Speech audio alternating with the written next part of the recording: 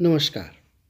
आज जिस पाठ पर हम चर्चा करेंगे उसका नाम है बाजार दर्शन। बाजार दर्शन पाठ मनोवैज्ञानिक कथाकार श्री जैनेंद्र कुमार जी का एक प्रसिद्ध विचारात्मक निबंध है। इनका जन्म 1905 में उत्तर प्रदेश के अलीगढ़ जिले के कोडियागंज नामक गांव में हुआ। इनका मूल नाम आनंदीलाल था। जैन धर्म में दीक्षित होने के समय इनके मामा जी ने इनका नाम जैनेंद्र रखा। गांधी दर्शन से प्रभावित होकर इन्होंने 1927 में लेखन कार्य शुरू किया। इनकी पहली कहानी खेल विशाल भारत में प्रकाशित हुई। इन्होंने कई प्रसिद्ध उपन्यास लिखे जिनमें परख, अनाम, स्वामी, सुनीता, कल्याणी, जयवर्धन, मुक्तिबोध और त्यागपत्र, यह इनका प्रसिद्ध उपन्यास था। जहाँ तक कहानियों की बात है, इनके कहानी संग्रह में वातायन, एक रात, दो चिड़िया, फांसी, नीलम देश की राजकन्या व पाजेब प्रसिद्ध कहानी संग्रह हैं। टकराहट नाम का नाटक भी लिखा। इनके विचार प्रधान निबंध संग्रह में प्रस्तुत प्रश्न, जड़ की बात, पूर्वोदय, साहित्य का श्रेय और प्रेय, सोच विचार, समय और हम, इतस्ततः रहे। इसके अतिरिक्त इन्होंने बाल साहित्य का भी सृजन किया, कई पुस्तकों का अनुवाद किया। इन्हें मुक्तिबोध उपन्यास पर साहित्य अकादमी पुरस्कार प्राप्त हुआ और 1971 में इन्हें भारत सरकार द्वारा पद्म भूषण सम्मान से सम्मानित किया गया। इनके साहित्य में मनोवैज्ञानिक सत्य के दर्शन होते हैं। इस निबंध में लेखक ने उपभोक्तावाद एवं बाजारवाद को समझाने का प्रयास किया है। हम में से हर कोई अनेक वस्तुओं का उपभोग करते हैं और इन वस्तुओं को खरीदने के लिए हम बाजार जाते हैं। लेखक यहाँ समझाना चाहता है कि यदि बाजार में हम समझदारी के साथ खरीदारी करें तो हम बाजार का लाभ उठा सकते हैं, लेकिन कहीं हम बाजार की चकाचौंध में फंस गए तो बाजार हमें असंतोष, तृष्णा और ईर्ष्या से घायल कर देगा और बाजार हमारे लिए बेकार साबित हो सकता है। लेखक अपने मित्र का वर्णन करता है जो बाजार थोड़ा सा सामान खरीदने गए थे, लेकिन जब वो वापस आए तो उनके हाथों में कई प्रकार के बंडल थे। पूछने पर उन्होंने लेखक को इसका कारण अपनी पत्नी को बताया कि उनके कारण इतनी खरीदारी करनी पड़ी, परंतु लेखक का मानना है कि इसका कारण परचेजिंग पावर है। परचेजिंग पावर यानी कि क्रय शक्ति, पैसे की एक शक्ति होती है जिसके बल पर लोग तरह तरह के सामान खरीदते हैं।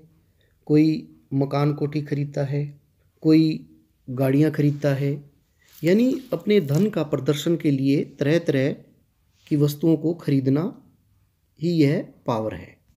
लेखक का मानना है कि यह अनावश्यक खरीदारी हम इसलिए करते हैं क्योंकि बाजार में आकर्षण है, चकाचौंध है, तरह तरह के ऑफर हैं। कुछ उत्पाद हमें मजबूर कर देते हैं कि हम इन्हें खरीदें। कई बार हम इस कारण एक सामान की ज़रूरत होती है लेकिन हम कई सामान खरीद लेते हैं। इसी आकर्षण के कारण महिलाएं थैले भर भर के खरीदारी कर लेती हैं। लेखक के अनुसार बाजार में जादू है और ये जादू उस समय अपना प्रभाव दिखाता है जब हमारी जेब भरी हो और मन खाली हो, यानी हमारे पास बहुत सारा पैसा हो और हम किसी भी चीज़, एक विशेष चीज़ को खरीदने का मन न बना करके जाएं, तो बाजार के अनेक आकर्षण, ऑफर हमें ललचाई भरी नज़रों से देखेंगे और हम उस जादू के प्रभाव के कारण अनेक वस्तुओं को खरीद लेंगे। लेखक दूसरी तरफ कहता है कि यह जादू वहाँ काम नहीं करेगा जब हमारा मन भरा होगा, यानी हम एक लक्ष्य लेकर के जाएंगे कि हमें यह चीज़ खरीदनी है और उसी चीज़ को खरीद कर लाएंगे। लेखक चूरण वाले भगत जी का उदाहरण देता है। भगत जी प्रतिदिन 6 आने से अधिक नहीं कमाते थे, जब उनका चूर्ण 6 आने तक बिक जाता तो वे बचा हुआ चूर्ण बालकों में मुफ्त में बांट देते। उनमें संतोष वृत्ति थी, अधिक कमाई करने का मन में लालच नहीं था। यही कारण था कि लोग उनके प्रति सद्भाव व सम्मान रखते थे। लेखक के अनुसार बाजार व पैसा ऐसे व्यक्तियों से भीख मांगता है कि उन्हें और ज़्यादा लिया जाए, संग्रह किया जाए, लेकिन ऐसे व्यक्ति उन्हें बाजार और धन पर अपनी दया नहीं दिखाते। लेखक पैसे की व्यंग्य शक्ति की दारुण कथा सुनाता है। व्यंग्य शक्ति यानी कि मन में यह आना कि काश हमारे पास और धन होता, और पैसा होता। पैदल चलने वाला राहगीर सोचता है कि साइकिल वाला यात्री सही है, काश उसके पास साइकिल हो। अब साइकिल वाला यह सोचता है कि उसके पास यदि मोटरसाइकिल होता तो कितना अच्छा होता। अगली तरफ मोटरसाइकिल वाला भी यह सोचता है कि उसे कार उसके पास होती तो कितना बढ़िया होता। यानी कि यह वृत्ति हर व्यक्ति में बनी रहती है। मन में भावना आती है कि उनका जन्म भी क्यों नहीं किसी अमीर घर में हुआ, खूब सारा धन होता, खूब सारा सामान खरीदते, अनेक जगह पर उसका प्रयोग करते। तो यह भावना जिसे लेखक ने व्यंग्य शक्ति कहा है, यह हमें अपनों के प्रति कृतघ्न कर डालती है। पैसे की यह व्यंग्य शक्ति चूर्ण वाले भगत जी के आगे पानी पानी हो जाती है, क्योंकि उनका मन भरा है। बाजार के तमाम आकर्षण, लालच उन पर कोई प्रभाव नहीं डालते। भगत जी बाजार में सबसे हंसते बोलते, सबका अभिवादन लेते जाते हैं और उन्हें अपने लिए जो जीरा और नमक, काला नमक चाहिए, उसे वो पंसारी की दुकान से खरीदते हैं। और बाजार के बड़े बड़े फैंसी स्टोर उनके लिए व्यर्थ हो जाते हैं। जीरा और काला नमक लेने के बाद उनके लिए बाजार शून्य हो जाता है। फिर चाहे चांदनी चौक बुलाए या फिर कहीं भी चांदनी बिछी रहे, उन्हें कोई फर्क नहीं पड़ता।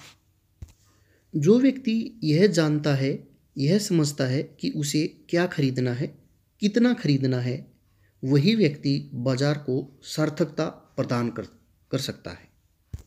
जो लोग अपनी परचेजिंग पावर से बाजार को व्यंग्य शक्ति दे जाते हैं, यानी जिनके पास अनाप शनाप धन है और कितनी भी वस्तुओं की खरीदारी करने में वे सक्षम है, वे बाजार को व्यंग्य शक्ति दे जाते हैं। वे बाजार से कोई लाभ नहीं उठा सकते।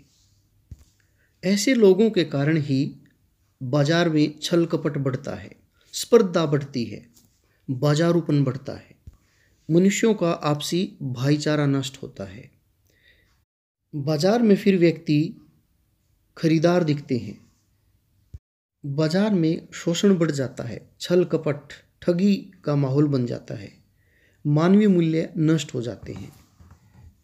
ऐसा बाजार मानवता के लिए विडंबना है। लेखक ऐसे बाजार को पोषित करने वाले अर्थशास्त्र को उल्टा व मायावी बताते हैं और इसे शास्त्र का अनीति शास्त्र कहते हैं। तो जब आप अगली बार बाजार जाएं तो भरे मन से जाएं और बाजार को सार्थकता प्रदान करें। ध्यान रहे कि हमारी परचेजिंग पावर से कहीं किसी व्यंग्य शक्ति का जन्म ना हो। केवल ब्रांडेड चीज़ों की खरीदारी, वह भी बड़े बड़े शॉपिंग मॉल या बड़े फैंसी स्टोर से न होकर हम छोटे दुकानदारों से और स्थानीय उत्पाद भी हम खरीदें तो हम ज़रूर अपने भारत को आत्मनिर्भर भारत बनाने में मदद कर पाएंगे। वोकल फॉर लोकल व आत्मनिर्भर भारत जैसे अभियान बाजार को सार्थकता देने के लिए चलाई जा रही हैं। बहुराष्ट्रीय कंपनियां भारत को 135 करोड़ लोगों का बाजार समझती हैं। यही कारण है कि हर जनसंचार माध्यमों से जमकर प्रचार किया जाता है। हमें अपनी सोच बदलनी होगी कि छोटे दुकानदारों से खरीदा गया स्थानीय उत्पाद भी बढ़िया हो सकता है। बाजार को सार्थक करना है या बाजार के आकर्षण व जादू में फंसकर रह जाना है, यह फैसला आपको करना है। बहुत बहुत धन्यवाद।